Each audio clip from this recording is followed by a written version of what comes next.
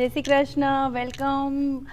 Salad સ્ટુડિયોમાં તમારું સ્વાગત છે. આજે આપણી સાથે રસ માધુર કુકિંગ ક્લાસમાંથી હેતલબેન માંડવિયા જોઈન્ટ થયા છે, જે કુકિંગમાં એક્સપર્ટ તો છે જ, અને એમની અલગ અલગ બધી ક્લાસીસની ડિશિસ ને બધું બહુ ફાઇન બનાવે છે, અને એમના કેક અને કૂકીઝ પણ બહુ જ સરસ હોય છે. તો હેતલબેન પાસે તમે ગમે ત્યારે કંઈ ક્લાસ કરવા હોય તો પણ જઈ શકો છો. અને આજે હેતલબેન આપણને સલાડ સ્ટુડિયોમાં કંઈક એવી હેલ્ધી ચીકી અને અલગ અલગ રેસીપી આપણી સાથે શેર કરશે.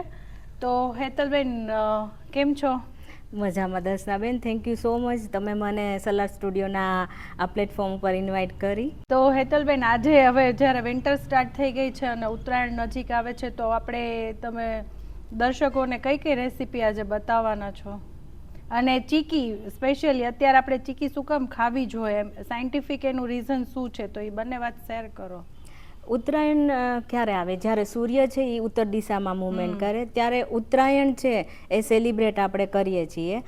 અને ત્યારે કેવું કે વિન્ટર હોય છે, અને વિન્ટરમાં આપણે શરીરને ગરમાહટ આપે એવી વાનગીઓ ખાતા હોય છે, જે આપણા બોડીને પૂરતું પોષણ આપે. એટલે આજે એવું જ હું, જેમ તમે સલાડ સ્ટુડિયોમાં હેલ્ધી ફૂડ સર્વ કરો છો, એમ આજે હું દરેક ઓડિયન્સને હેલ્ધી રેસીપી સર્વ કરવાની છું. તો પ્લીઝ એના નામ કહેશો? આપણે આજે બનાવશું પ્રોટીન બાર, બાજરાના લડ્ડુ. નોર્મલી આપણે મમરાના લડ્ડુ બનાવતા હોય છે, પણ આજે આપણે એમાં પણ એક હેલ્ધી વર્ઝન લીધું છે, જેમાં બાજરીના મમરાના લાડુ અને ગ્રેનોલા ચીકી તમે કહેતા હતા, બરાબર? હા, અને એક ગ્રેનોલા ચીકી. ઓકે. અને હેલ્ધી બાર આપણે બનાવવાના છે કે પ્રોટીન બાર બનાવવાના છે? આપણે પ્રોટીન બાર બનાવવાના છે. ઓકે, ચલો તો બનાવીએ. આજે આપણે જે લાડુ બનાવીએ છીએ એમાં મેં 1 વાટકી જેટલો ગોળ લીધો છે. આ ગોળનો આપણે પાયો બનાવવાનો છે. એમાં 1 ચમચી જેટલું આપણે પાણી એડ કરીએ છીએ.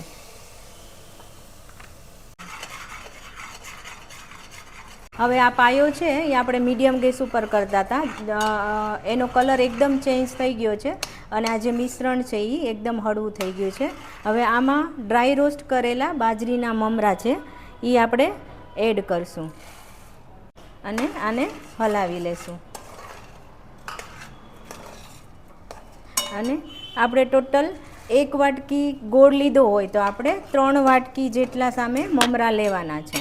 ગેસ ચાલુ જ રાખવાનો છે, અને સરખું ગોળમાં કોટિંગ આવી જાય અને પ્રોપર આખું બધું બાઇન્ડ થઈ જાય ત્યાં સુધી એને હલાવવાનું છે. બીજી રેસીપી છે ગ્રેનોલા ચીકી. એના માટે આપણે કોલ્હાપુરી ગોળ લીધો છે. હવે આનો પણ આપણે ચીકી બનાવીએ એવી રીતે પાયો તૈયાર કરવાનો છે. આ પાયો આપણે તૈયાર થઈ ગયો છે. એની અંદર આપણે ડ્રાય રોસ્ટ કરેલા પ્લેન ઓટ્સ છે એ આપણે એડ કરીએ છીએ. પમ્પકિન સીડ્સ છે, અને મિક્સ ડ્રાય ફ્રૂટ્સ છે, અને થોડીક રોઝ પેટલ્સ. બધું આપણે મિક્સ કરી લેવાનું છે. હવે જે આ મિશ્રણ છે એને પ્લેટફોર્મ પર લઈ લઈએ છીએ. આને આપણે વણી નાખવાનું છે. આની ઉપર આપણે થોડાક શેકેલા તલ છે એ આપણે ઉપર સ્પ્રિંકલ કરશું. રોઝ પેટલ્સ છે, સ્પ્રિંકલ કરશું. થોડુંક હાથેથી પ્રેસ કરી અને એક સરખું આને વણી લેવાનું છે. હવે આ રીતે આને વણી લીધું છે, અને આને આપણે ઠંડુ થવા દેવાનું છે, અને ત્યારબાદ આના પીસીસ કરી લેવાના છે. આપણે જે સાઇઝ અને જે શેપમાં કટ કરવું હોય એ રીતે આપણે એના પીસીસ કરવાના છે. હવે આપણે ત્રીજી રેસીપી બનાવીએ છીએ પ્રોટીન બાર. એના માટે આપણે 1 ટીસ્પૂન જેટલું ઘી લઈએ છીએ. હવે આમાં આપણે 50 ગ્રામ જેટલો ખજૂર ઉમેરીએ છીએ. ખજૂરને આપણે આમાં શેકી લેવાનો છે. થોડોક સોફ્ટ થાય ત્યાં સુધી આપણે શેકવાનું છે. આ ખજૂર છે એ સોફ્ટ થઈ ગયો છે અને શેકાઈ ગયો છે.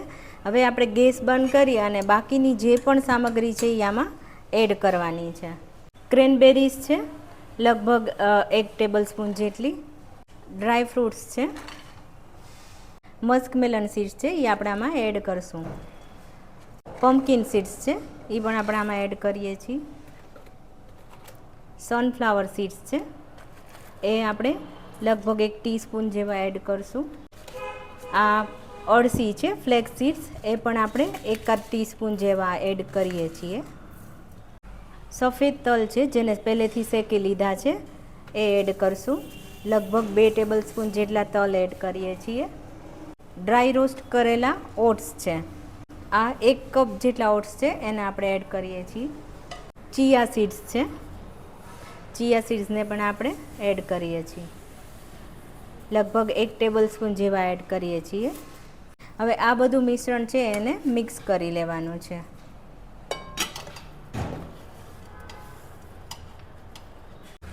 આને પછી એકદમ હાથેથી મિક્સ કરી લેવાનું છે.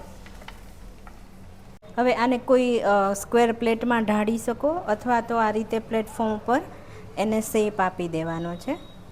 તો હેતલબેન, આ તો બધું બહુ મસ્ત આપણું રેડી થઈ ગયું. કા આ શું છે? આ આપણે બનાવેલું છે? આપણે બનાવેલ છે ગ્રેનોલા ચીકી. ગ્રેનોલા ચીકી, રાઈટ. બાજરાના મમરાના લાડુ. અચ્છા. અને આ પ્રોટીન બાર. પ્રોટીન બાર છે. અરે વાહ, આપણી ત્રણેય રેસીપી રેડી છે. તો પ્લીઝ તમે લોકો આ ચેનલને લાઈક અને શેર કરજો, અને જો આમાં કંઈ તમને ડાઉટ હોય અને કંઈ પણ ક્વેશ્ચન પૂછવો હોય તો તમે મેસેજ મને યા તો હેતલબેનને પણ ડાયરેક્ટ કરી શકશો. એમની પણ યુટ્યુબ ચેનલ છે. તો આપ સૌને આ રેસીપીઝ કેવી લાગી? આઈ હોપ કે તમને બધાને આ રેસીપીઝ ગમી હશે. ટેસ્ટી છે, હેલ્ધી છે. જરૂરથી ઘરે ટ્રાય કરજો અને તમારા રિવ્યૂ જરૂરથી કમેન્ટમાં લખજો. Thank you.